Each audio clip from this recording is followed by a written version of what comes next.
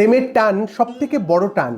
আর এই টান যদি স্বয়ং প্রেমের ঠাকুর শ্রী রামকৃষ্ণদেবের দিক থেকে আসে, তাহলে সেই টানকে উপেক্ষা করে এমন সাধ্য কারণ নেই। ঠাকুরের কাছে আসা সহজ, কিন্তু একবার এসে পড়লে, ঠাকুরকে বুঝলে জানলে, তারপর ঠাকুরের থেকে দূরে যাওয়া প্রায় অসম্ভব। ঠিক যেমনটা লাটু মহারাজের হয়েছিল। একবার দক্ষিণেশ্বরে তিনি 3 দিন 3 রাত্রি ছিলেন, মানে ওই প্রথম দিককার কথা, যখন তিনি স্থায়ীভাবে দক্ষিণেশ্বরে থাকা শুরু করেননি, সেই সময়ের কথা। তো সেবার ঠাকুরই বলেছিলেন থাকতে। তো 3 দিন হয়ে গেল, লাটু মহারাজ রয়েছেন, এবং 3 দিনের পর ঠাকুর লাটু মহারাজকে বললেন, ওরে লেটো, তোর জন্য রাম যে ভেবে ভেবে সারা হলো, যা এবার তুই রামের কাছে ফিরে যা। আমরা জানি লাটু মহারাজ রামচন্দ্র দত্ত মহাশয়ের বাড়িতে কাজ করতেন, তাই ঠাকুর রামের কাছে এবারে ফিরে যেতে বললেন। কিন্তু লাটু মহারাজ এত সহজে ফিরে যাবেন এমনটা তো তিনি নন।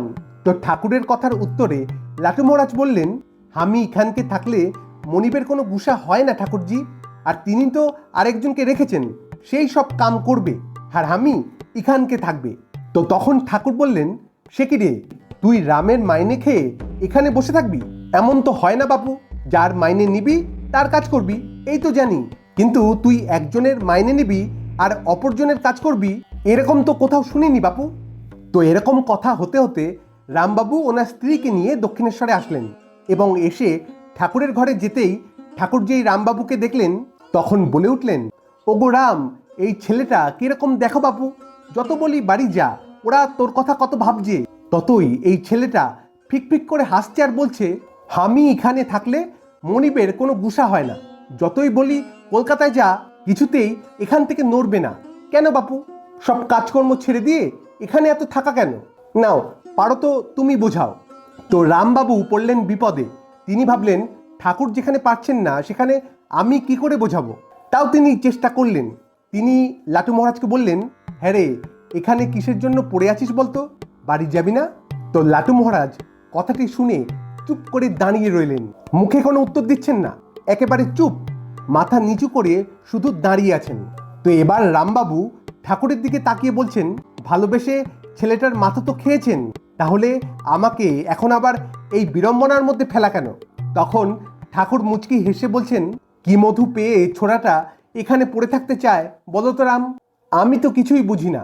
ঠাকুর এমন ভাব করলেন যেন তিনি কিচ্ছু জানেন না। যার হাতে এই জগৎ সংসারের সুতো বাঁধা, তিনি সুতো ধরে টানলে তারপর এই জগৎ সংসারে সমস্ত কর্ম হয়, তিনি এমন ভাব করছেন যেন কিচ্ছু জানেন না। একদম বালকের মতন করে বললেন, এবং এইটি শুনে রামবাবু হাসতে লাগলেন। এখানে যদি আমরা লক্ষ্য করি দেখব, রামবাবু এখানে খুব সুন্দর শব্দ চয়ন করছেন, যে ভালোবেসে মাথা খেয়েছেন।